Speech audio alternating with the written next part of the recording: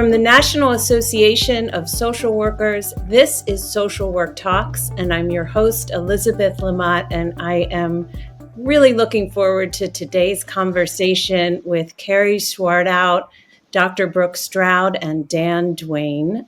We are titling the episode of this podcast, It's Never Too Late. And the reason for that title is we are sitting down with three very successful professionals who made the decision mid-career and midlife to pivot and train to become a therapist, which for all of them meant going back to school in midlife. So Karey is a very well-known and popular and respected chef. Dan is a gifted and very successful writer who's written many books, including Caught Inside and How to Cook Like a Man. And Brooke is a fearless political organizer and journalist. Karey, Dan, and Brooke, welcome to Social Work Talks. Thank you so much for joining us.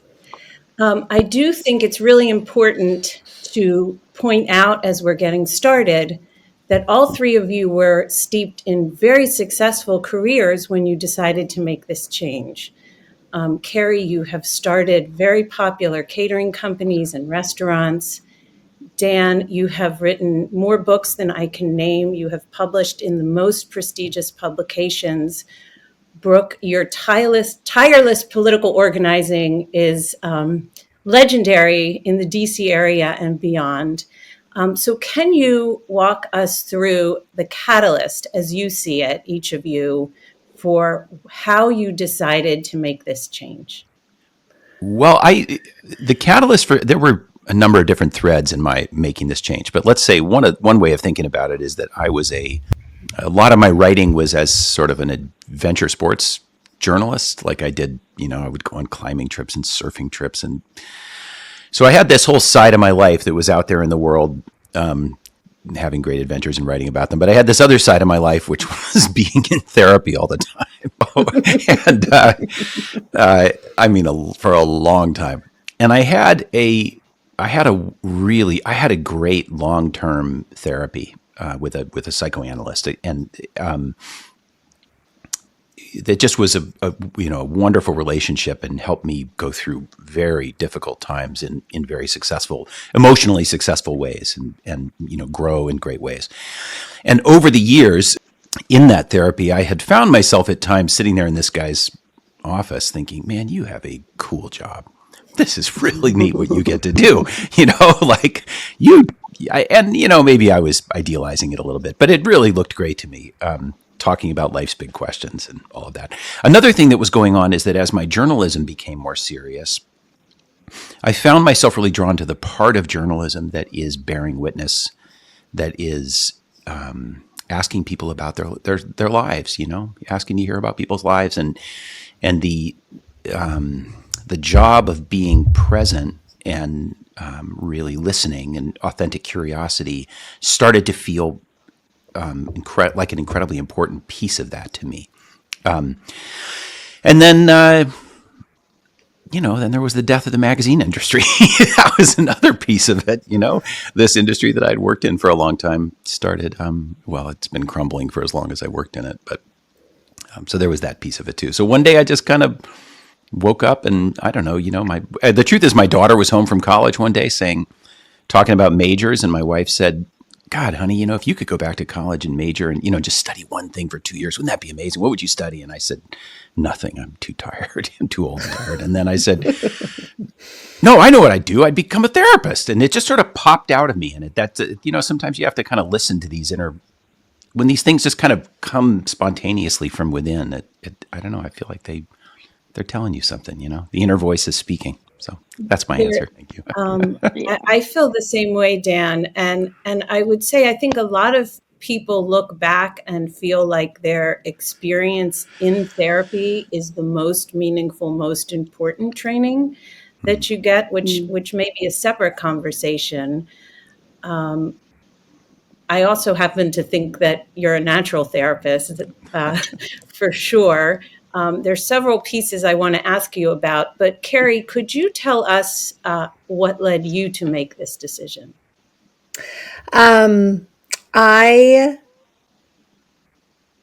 It's interesting to think about the journey, and I think as humans, this field is just, obviously everyone, has a piece in it. So it's just I think everyone, and probably all four of us throughout our lives, there has been some time, whether when we were little or whether we were in college or whether we were in, our 30s and 40s, where we just learned so much about other people and navigating challenges, navigating catastrophes.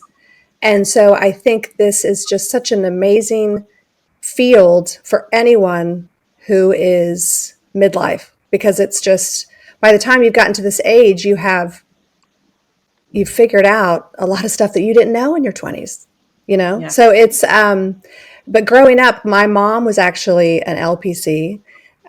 She counseled, and her second husband, she counseled sex offenders and rapists at the Texas State Prison in Huntsville, which was fascinating. And he had his doctorate, and he was death row counselor for the Texas State Prison.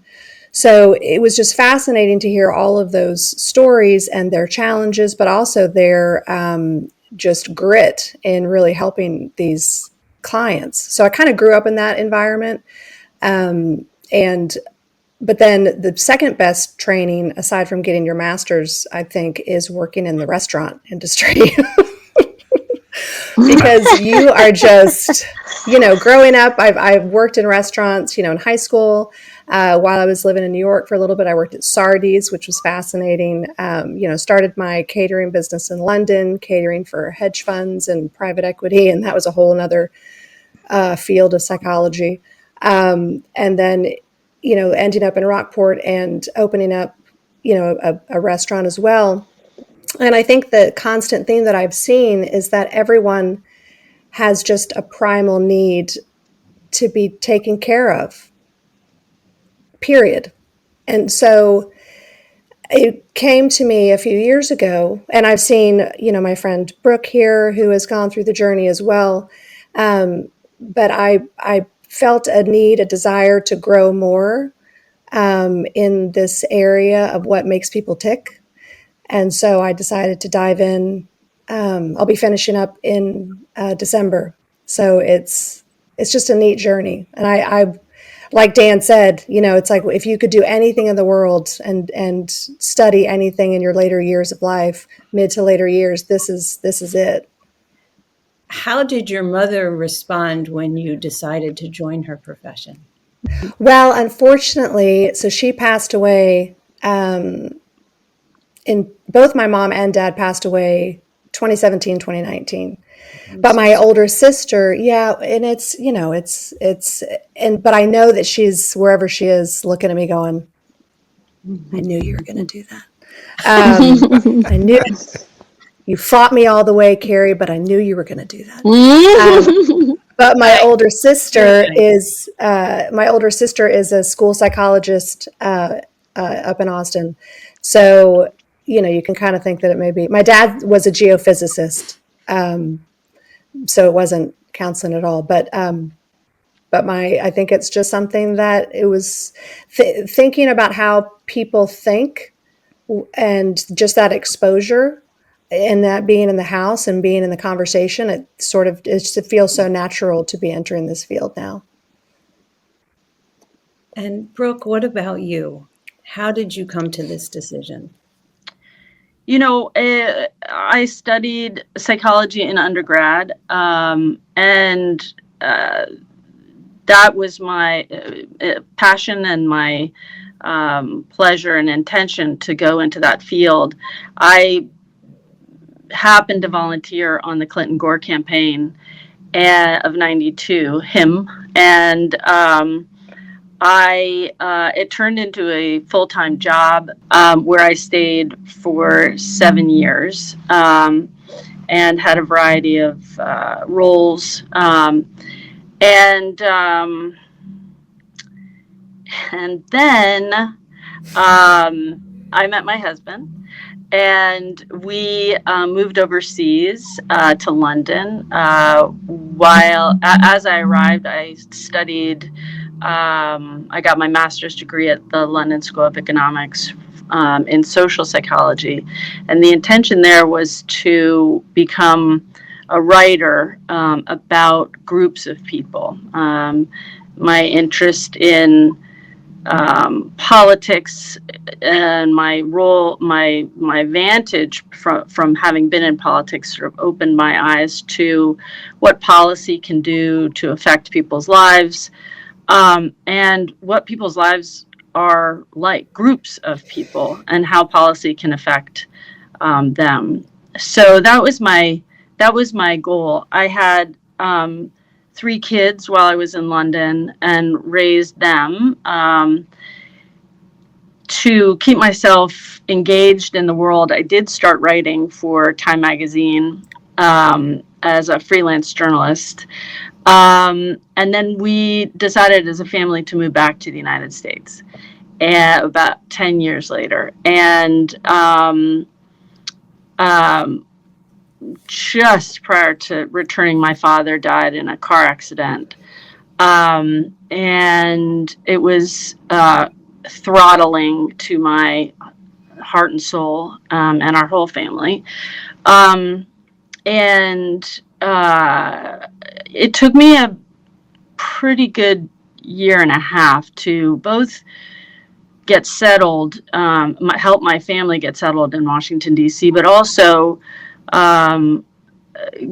enter therapy to process the traumatic loss of my dad. And I think that really created some soul searching about what was important to me at the time, where I wanted to go with my life, how I wanted to use my my gifts and talents and interests and energy. And I, ended up having a conversation with my, it was an internal conversation. I was having lunch with my mom and my dad's best friend, about a block away from where I am right now, actually.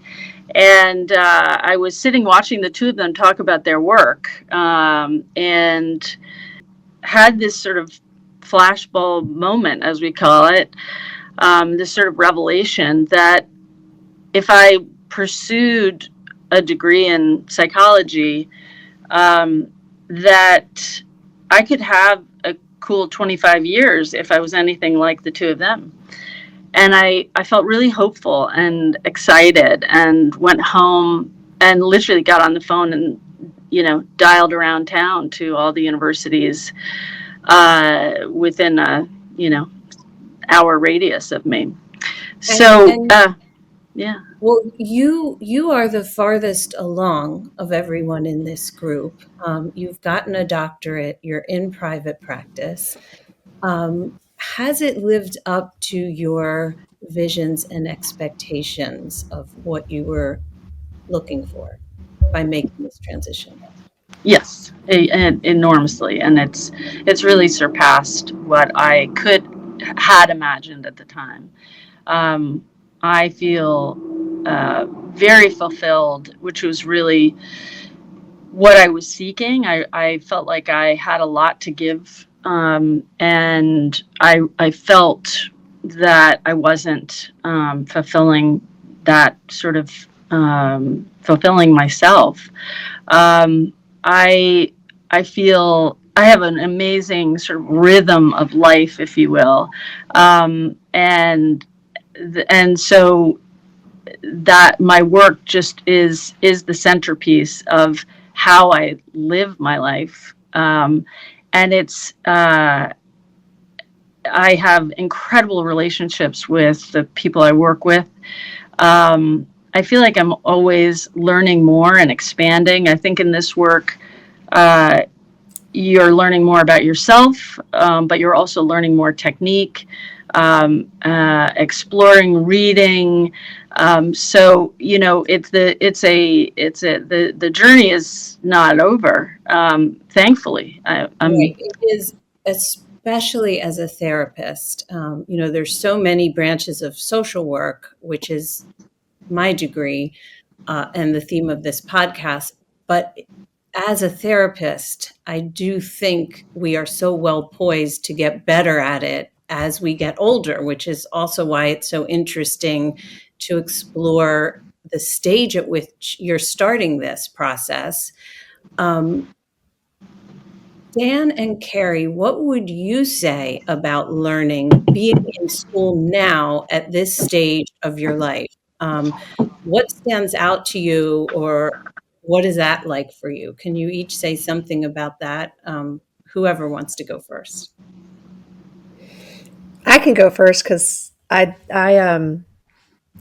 because as Brooke was talking, I was thinking exactly what she was saying as far as just being well poised at this, having decades under your belt.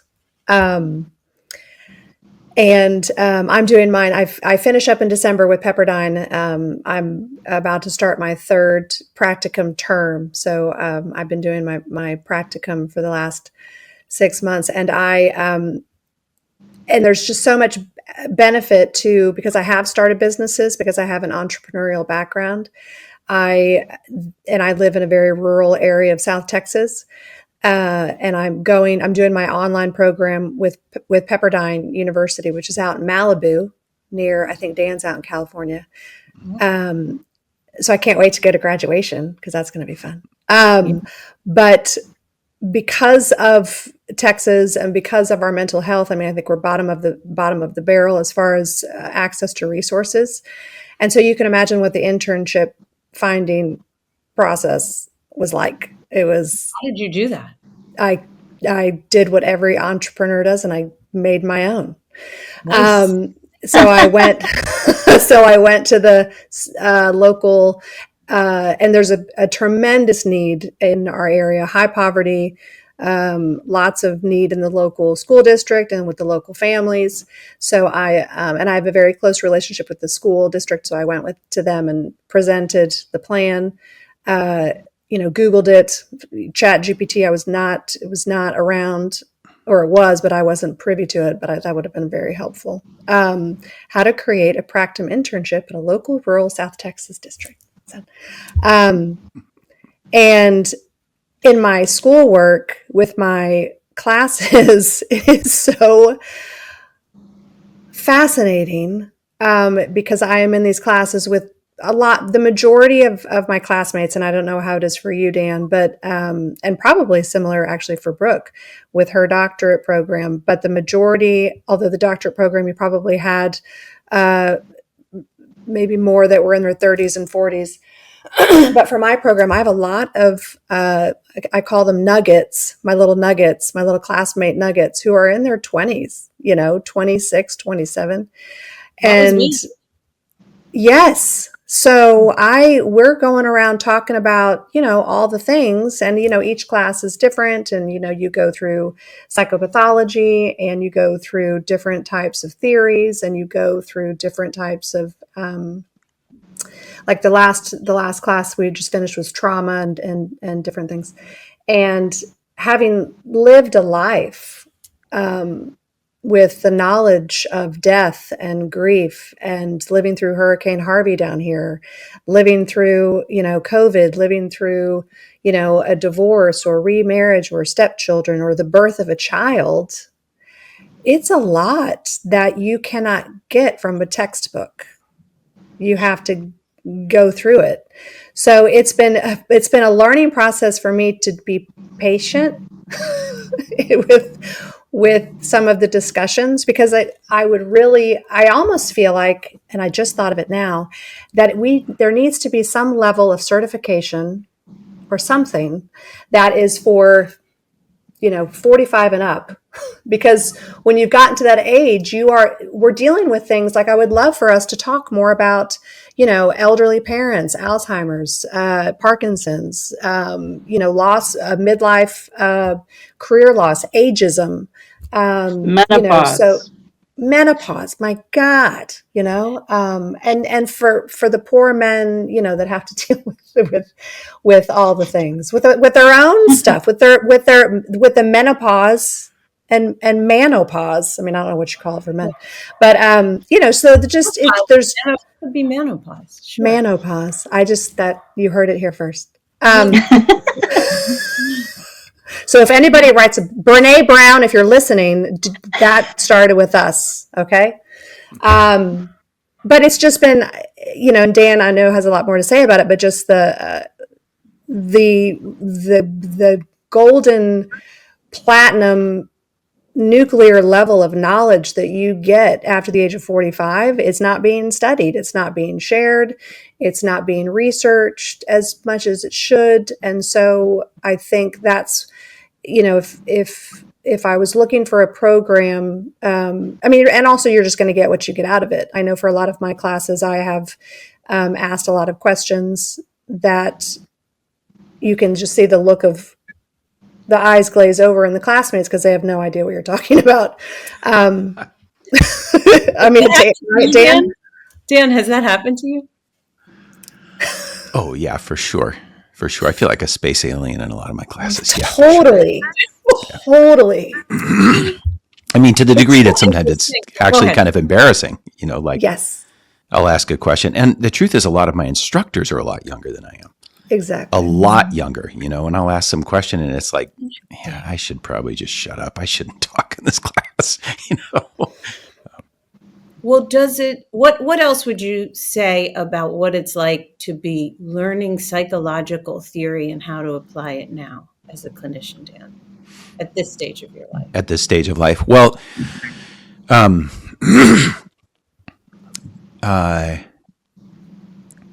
boy, that's a really interesting question and I guess it's something I've thought about a lot, because I don't know, by the time you get to our age, and I'm 56. So by the time you get to our age and you've been through all the things, Karey's talking about, love and loss and love again and lose again and big successes and painful failures and, all the, just, being humbled by life and awed by life, just all those things. You develop there's sort of two things that you develop your own intuitive learned sense of the human heart, and the human mind, what it feels like to be a person. And then you also develop you also have a sense of who you are. You have kind of like a shaped identity. Like I don't mean like we all know ourselves all the way inside and out or anything like that. We're still mysteries to ourselves, but you have an adult identity. You really are somebody. And one of the things that's been a little peculiar for me is that I feel like I'm starting to come out the other side of this, but in entering the profession, I could feel in sort of starting the, schooling and doing the other things one does, you start listening to podcasts and immersing yourself in the discourse of the profession. And what is it like? What are therapists even like? You start sort of imagining yourself like, who will I be as a therapist anyway? And particularly when when I was just taking the classes. So before I started practicum, there's this kind of daydreaming quality. And I could feel how much, every profession has a kind of a professional persona or identity, like, that you guys might remember from Tom Wolfe's The Right Stuff. There was that thing in it that like the voice of Chuck Yeager, the test pilot, became the voice of all American airline pilots. Right. So every time you hear an American airline pilot say, if you look down to the left there, that would be Mono Lake. And then on the other side, that's Yosemite National Park. You're hearing somebody doing an impression. Oh yeah. Like when I was cooking, I was Julia Child for sure. First you take the bird, then you do the thing. Totally. That's exactly what I'm talking about. So as I enter into this one at my age, I can feel that if I were like 22 doing this or 24 starting school, I'd be just like looking around like, oh, I'm like going to shape an adult self as a therapist. What will my adult self be like? Let's look around at therapists. I should probably imprint on one. And, and I should imprint on one and be like, oh, I'll be the puppy imprinting on that big dog over there. I'll try to be like that. But that ain't happening at this age, so there's this kind of different negotiation you go through of like, how do I bring the person that I already am? How do I bring the life that I've already led to this work? And then I just recently started practicum, so I just started seeing clients, and then that piece of it has been another wake up call in the most exciting way, in the sense that I think for the last year, just out of a lack of imagination, I was thinking like, I'd be when I'm having these thoughts, what will my life as a therapist be like? I think I probably just, because I'm a middle-aged white dude, I just pictured myself like talking to middle-aged white dudes about the meaning of life. And because that's what I had done in therapy and really liked, and I thought, oh, that'll be cool. And maybe some teenage boys, because I remember being a teenage boy and I really dig teenage, I don't know, like that state. I don't know. Okay. But maybe that would be true in private practice, but in agency work, this is not what's happening. Right. And so I start agency work and there's that spin the wheel of life quality to it of like, let's just, spin the roulette wheel and see what two souls get matched to have a conversation. And this person, my very first client, pops up, and it's just someone who's so profoundly unlike me, and yet they're in trouble. They're really in pain, they're really suffering, and they've mustered the courage to reach out to a nonprofit community mental health agency and say, I need someone to talk to. I'm really in trouble. And it's not so much that I'm appearing on their screen, it's that some pixelated version of this physiognomy is getting reproduced on their screen, and they're some aching heart is looking at that face on a screen wanting help. And this needs to happen really fast, some kind of connection and service and care and empathy. And suddenly all those ideas about I'll be like a middle-aged white dude talking to middle-aged white dudes about the meaning of life, just that was gone in like the first 30 seconds of my first client, as I found that experience I just found it so thrilling and so fascinating. And that has happened again and again. None of my clients are just like outwardly anything like me, but of course there are these other parts of our common humanity that we connect with each other through. Exactly. And you sort of discover you have all these, who knows what part of your heart is going to overlap and connect with, who knows what part of that person's heart, or who knows what part of their journey in the world is going to resonate with your journey in the world. And so anyway, there's some thoughts on what it's been like for me being in school. So a few things, Dan. First of all, it is so clear listening that even if it's your very first client, that person is super fortunate to be working with you. And second, it occurs to me listening that we're highlighting something indirectly about social work training that is unusual and distinct from other fields, because in the field of social work, there is a general ethos that folks start out learning about advocacy, learning about client services, and therefore it takes more time until we find ourselves as social workers in that therapist chair. So I do want to just take a moment to really credit the social work profession here, because I think it therefore helps us create much more developed, more seasoned, more mature therapists. I focus a lot on differentiation and systems theory, and the whole idea of that, if you were to summarize it, is to work in therapy to be as emotionally mature as you can be, therefore to be intimate with others and simultaneously separate. And I think part of what you're describing in looking back at school is that students who are right out of college or in their early mid-20s, like I certainly was, are less differentiated, less emotionally mature. And it doesn't mean that you can't do wonderful, meaningful, important work, but you're at such a different psychological stage, which is part of what draws me to this whole topic in terms of how well poised I think all three of you are to do really good work by virtue of when you're starting to do it. What would you add to that, Brooke? I would like to add something Yeah. to that. And speaking of differentiation, I had the experience that you had of feeling, when I was in the master's program, and I was already 30 something at that time, feeling like, have you guys paid taxes? Like, do you know what it is to hold a job? Like, when I got into the doctoral program, yes, I mean, one of my closest friends from the program was 23 and I was almost 45. We are still working together today.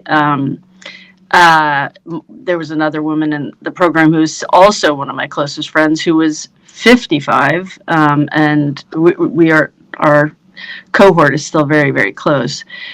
What I found really challenging was that I was I was writing for Time Magazine and the Village Voice, not small publications, and my writing was being taken apart. I was literally being scrutinized in everything I was doing. Two-way mirrors and feedback every, I think it was probably quarterly, but it felt like weekly, and receiving constant feedback about my performance, my insight into myself, my personal growth. It was like a rewiring, I felt like, for me, of feeling like a very sort of found self, full human, and then having to really submit to the whole process of being a student was an incredibly vulnerable experience. So I think it's valuable and almost a parallel process to what your patients are experiencing as they come in. Not that we're scrutinizing but it's the vulnerability that I think that gave me a real sense of what it might be like to be a patient walking into their first ever session. It's such a good point. I mean, I remember doing that in my earlier 20s, the two-way mirror and all those things. And I did do additional training where there was half of the program was clergy, and the clergy tended to be a bit older. And I remember classmates asking, what's the difference? At that point, I mean, and I was in my early 20s, and I had classmates in their 40s and 50s, and they said, what is the difference between us? And I remember one of the professors saying, the younger students are much more open to everything and anything, including submitting to whatever it is and studying every detail. But they don't have the developed self to bring into the room, and I think are not therefore able to work with as many clients simply because of stage of development. So you're bringing me back to those humbling experiences, but I don't think they were as humbling for me because of my stage of development. Do you ever think about like what you would have been like as a therapist if you were doing it without the robust experiences that you had professionally beforehand? Do you ever think about that? All the time. Yeah. How so? Yeah. I mean, definitely just, like I could not, because especially with each of the classes and we're talking about different subjects and talking about, counseling, whether, like you said, family systems or systems therapy, and I just would not have had the confidence, and I wouldn't have the resources internally, and just cognitively, and just, the wealth of data that I have captured over the decades of life to truly be able to help someone who would come in with trauma from a divorce, or come in with, having to help an elderly parent die, or Right. just a lot of the things that bring people to therapy. I don't know that I would have had the skill set, a couple that's navigating, infidelity. I would have been like, hold on, let me, Yeah. let me Google this. Yeah. Or, ChatGPT it. But, I just would not have had the confidence and the resources that would have been quickly accessed, that I do now. And so, I think it's interesting. I mean, I've even thought, and I think it's there need, there should there be, I mean, it's an interesting question. Should there be an age requirement minimum to go into this field? I feel increasingly like maybe, It's, another way that is touched upon is, should there be a requirement that you have therapy? And it used to be much more common that there was, and now it isn't. And I don't think it's an unrelated question at all. Karey, there's something else I want to make sure I ask, and you alluded to it in the very beginning of our conversation when you talked about being in the restaurant industry and some of the ways that one can feel like a therapist in that role, classically as a bartender, but really in any part of the restaurant industry. And what I have found in my practice, but also just in life, is there's so much alcohol use in the restaurant industry. Do you think that will shape the way you show up as a therapist, your knowledge and understanding about that? I think that's also been an interesting part of the journey in my schoolwork in my master's program. And in one episode of The Bear, we'll fill you into all the fun things about the restaurant world. And I feel a little bit of pride watching that with my teenage and college age sons, because they're like, "That's so cool." I'm like, that's me. I did that. Like, all the mise en place and the knife and the burn. Look at my burn marks, like that. Right. I always say corner now and behind every time I'm behind. Oh no, my older son Henry. Yeah, he says that. He says behind. Yeah, he's like behind. But I think it's been interesting. Yes, lots of alcohol, lots of drug use. Wonderful, wonderful conversations around the bar. As the night goes on, it's fascinating to watch. And fascinating to watch those relationships either develop or fall apart. But I think what has been interesting is that because substance use is behind so many problems of humans, that it's been interesting that I think that could also be an area that could be further developed for therapists to really focus a lot more on that with clients, with older, with clients of drinking age or even not drinking age. But it's definitely an area that, and I think it's interesting too to see this. It seems like this younger generation, as opposed to our generation, which was very different with our relationship to alcohol and what we were privy to, even from our own parents. This generation seems to have a different attitude towards alcohol. You see a lot more of alcohol free, or just it's just not even a thing. But the restaurant world is it's a dysfunctional world, and it's a dysfunctional work environment. It is, and I think there are some restaurants and restaurant industries. There's, Southern Smoke, which is a hospitality nonprofit down in Houston that provides free counseling for their workers. So it's an ongoing issue. But can you have one without the other? I think A big You know, question. there's a reason why you want your liquor license when you get a restaurant, because that's where the sales are. You know, so Exactly. Yeah. it's a hard question. Dan, how do you think your writing is going to inform your work as a therapist and vice versa? What would you say about that? Yeah, so that's I've thought about that a lot. I'm still working on that question, but uh, many different ways they talk to each other in a lot of different ways, and there's a lot for me to work out.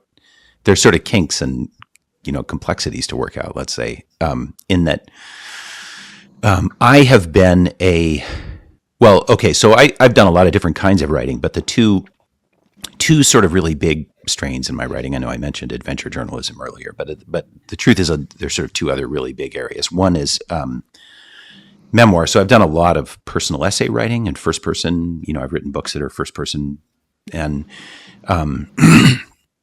I've also done a lot of writing that was sort of in nonfiction, creative nonfiction that involved historical reading and science and stuff like that. Okay, so the ways that those things interact with therapy is, on the one hand, like in a sort of great way, the nonfiction experience and the journalism experience has given me this sense of I know what it means to feel interested in something. I know what it means to feel excited by something. I sort of know I've really learned deeply the process of discovering what lights up my own mind. And that has helped me in reading the psychological and psychoanalytic literature, because I think if I were a younger person, I'd be just like, I better just read the whole darn textbook and try to remember what's in the textbook. And, Yes. yeah. And, just whatever they say is important to learn is probably what I better learn. And my brain just does not roll that way anymore. Like I mean, I do my coursework, I get my courses done, I learn what I got to learn, I'm getting my degree, but I chase areas of authentic fascination, because I just know that that's how I learn best. So I've found this one particular psychoanalytic writer, this guy, Thomas Ogden, who writes about the British Object Relations School a lot. And his writing is so beautiful. And so I just sort of have this practice of like every morning, I just read one of his essays and it just completely lights me up and gets my juices going. And, but then there's another on the memoir side. That one is sort of interesting in that as a practice to write a good personal essay, you really have to look within and be the more honest you can be, the better the writing will be. So the more truthful you are about yourself, and that's a lot harder than it looks. To be true, to tell a true story about your own life is a lot harder than it looks. It's like therapy in a way. Yeah. Okay. So that's difficult in similar ways. Painful. That's what I'm saying. So there's a sort of, I'm going to describe sort of an upside and then a complicator. The upside is that I think that process, that is feeling pretty similar to me. Like now that I'm getting a chance to work with some clients, it's feeling to me like, I can, they're telling stories in essence, and I can feel where there's vagary in the story, or I can feel where maybe something's not being, attended to, or there's hidden pain in a story. And because I've been doing that my whole life. On the other side, when therapists present themselves to the world, they seem to find it almost impossible to be honest about themselves. Because, and I don't mean that they're deceptive. What I mean is that I don't mean that I don't mean there's any deception, but there's such a culture of being very careful about self-disclosure, of being very careful about the kind of persona you present, how many details you share about yourself. Do you share your angular, crazy, vulgar side? Do you share that you're, I don't know, cuckoo for Cocoa Puffs? I mean, you're really careful about what you share. And that's just like kryptonite for good writing. That's just like a recipe for bad writing. There's no getting around that problem. So that's something I'm really thinking about a lot and trying to figure out how to manage as I go forward in life. That is so interesting. And Brooke, you look like, I mean, you just went like this. What Mind is blown. that mean to you? I appreciate the struggle. That's where that's my reaction is seeking truth and being honest with yourself. As I'm also trying to figure out how writing is going to fit back into my life, and I'm journaling, and so that's my sort of new sort of foray back into putting words together that aren't notes for my casework. But I find it so fascinating how many footnotes need to go to a sentence. There's and who's that for? Is that for me? Is that for an audience? Like, why am I putting up some a need to qualify and qualify and qualify. So yeah, I really appreciate what you're saying, and I can't wait to read Thomas Ogden. I made a note to myself. Yeah, I can't either. Thank you for that. Yeah. I really can't. May I ask Brooke a question here? Brooke, when you mentioned that you were doing journalism while you were in school, and you mentioned some vulnerability around that or complexity around that. I just wanted to, did you mean just that it was a ton of work to be doing both, or was there a question of self-exposure a little bit? Maybe, yeah, I think that maybe I was, I don't know how that came. I wasn't doing journalism at the same time. When I was at LSE, I finished LSE and then started freelance writing again. But when I was at GW, I really exclusively did school. I really know what you mean about the difference between journaling and like process notes therapy. I've actually been noticing that exact thing for myself because I keep a personal journal. I'm also writing process notes. And I think I've had the exact same question in my mind you have, which is like, you notice yourself writing process notes. They're basically just for you.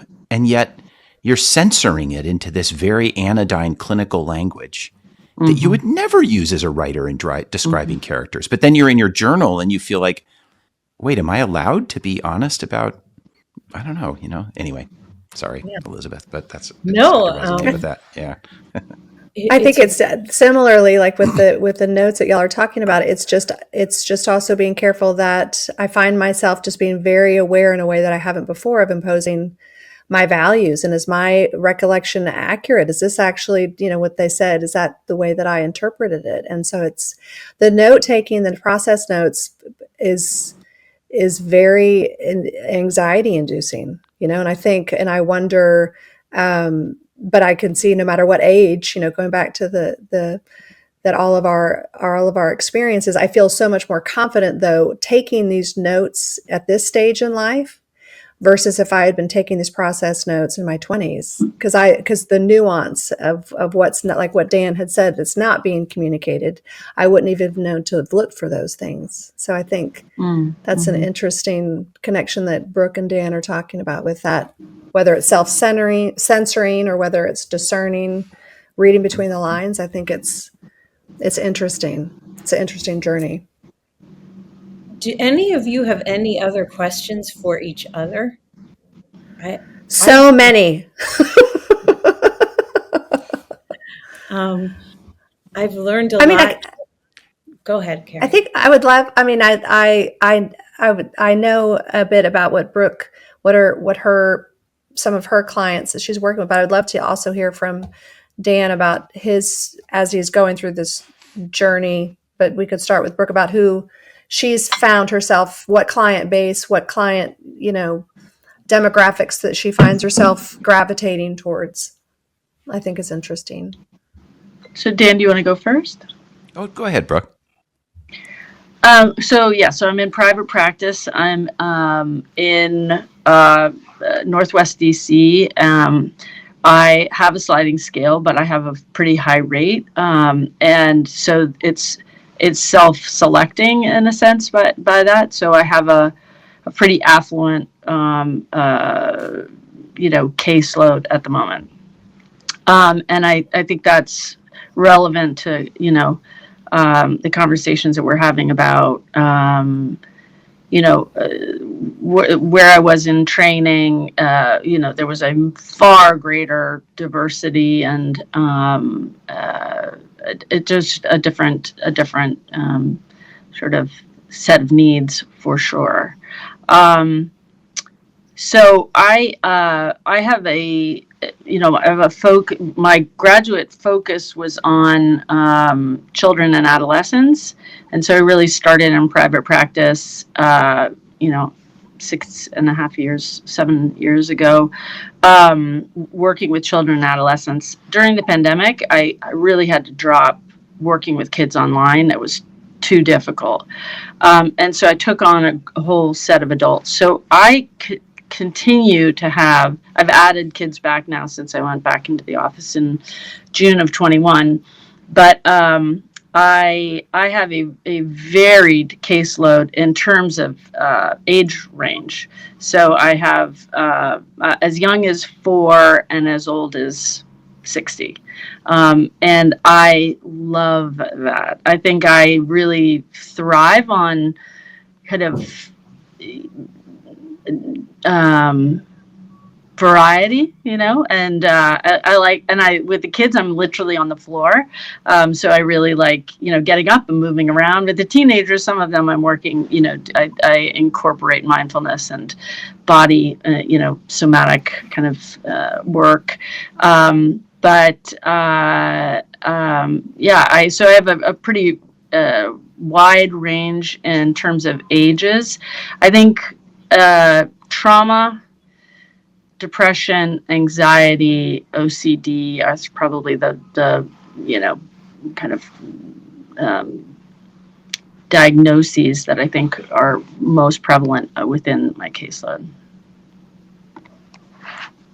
I guess I'm still, I'm still in the throes of that moment I was describing of thinking, having come into this with a sort of particular idea, and it could still go that way for me in the long run. Who knows? But that right now, I'm discovering that I'm kind of interested in everybody. I'm discovering that I just love getting to be present and be curious and but I seem to be, drawn to creative people, but creativity has so many forms. I guess I feel like the sort of creativity as a source of energy in a life is something I have I really understand. But people are creative in so many different ways that I don't think that excludes a whole lot of people. I guess I'm still sort of exploring what demographics and who I want to work with, because the agency that I'm working with is in San Francisco. It's called the Liberation Institute, and it has a kind of artists and activists kind of DNA, and so a lot of the people who come through are in one way or another in that spirit and mood, and that just feels fantastic to me. I love the population we get, and I was also sort of wondering, Karey, if you have found yourself working with people in food at all. Like, I could imagine you working with, chefs having breakdowns. You know what I mean? I'd be busy. I'd be very busy. And Karey and the bear needs your help, Right. Yeah. I know. Yeah. They all need my help. They're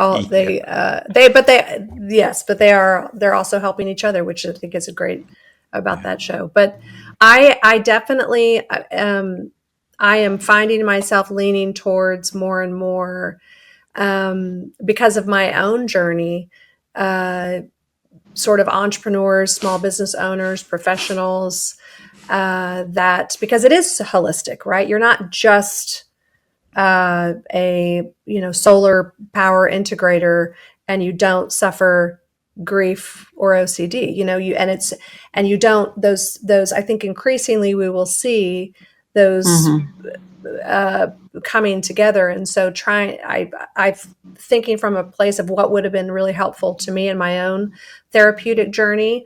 It would have been nice if my therapist had more of a background in entrepreneurs or small business startups or professional development or midlife career pivots or whatnot. So I think that I find myself, I can't stop looking at, even though I'm not learning about any of that in my practicum. Some of it I am, in the sense that I am making it happen, or I'm making it fit with these, especially with the younger students, or the high school students, that I'm helping them to develop their own career paths while they're also navigating the death of a parent. But I'm increasingly finding that these are there is no separation. And I would like to, I think, create a practice that really serves that small business entrepreneur professional population and make it less stigma. Everybody, it's everybody's got to have their shizzle together. It's like, no, nobody has it together. And the more that we can bring awareness to that and encourage that conversation, especially in states where it's not so great to talk about how life sucks sometimes, pull yourself up by the bootstrap, but how can we still also, though, honor those values of resilience, of pull yourself up and grit, but also simultaneously hold, sensitivity and vulnerability. Like, how can we, and I think in the business world, that's what so many of us have been programmed to do. We all have to be glossy, shiny people and not show any of the, don't look at my, look at my beautiful plants, It's just, so I think that's what that's what I keep gravitating towards. I think, don't they call that coaching? It's yes. But that's what I think that's where the and don't get me started on coaching. I'm sorry. That was that's a whole separate podcast. I would love to be a part of that one. Yeah. In the interest of time, we do have to end, but let's think about another conversation once Karey and Dan have finished school. And Brooke, you and I will also be that much further along in our practices. We can come back together and maybe we'll focus on coaching, or maybe we'll ignore it. I'm not sure. But really, thank you all so much, Karey, Dan, and Brooke, for joining Social Work Talks today. So glad that you made the decisions that you did. I can't help but wish that you weren't all social workers, because that's who I am. And of course, I'm here representing NASW, but generally just so glad that you are on this path and know that you will help so many people. And you've certainly helped me today to think even more about how honored I am to be in this field. So thank you. And thank you, Elisabeth. Thank you for having us. Thank you, Karey. Huge respect to social workers. Huge respect. You have been listening to NASW Social Work Talks, a production of the National Association of Social Workers. We encourage you to visit NASW's website for more information about our efforts to enhance the professional growth and development of our members, to create and maintain professional standards, and to advance sound social policies. You can learn more at www.socialworkers.org. And don't forget to subscribe to NASW Social Work Talks wherever you get your podcasts. Thanks again for joining us. We look forward to seeing you next episode.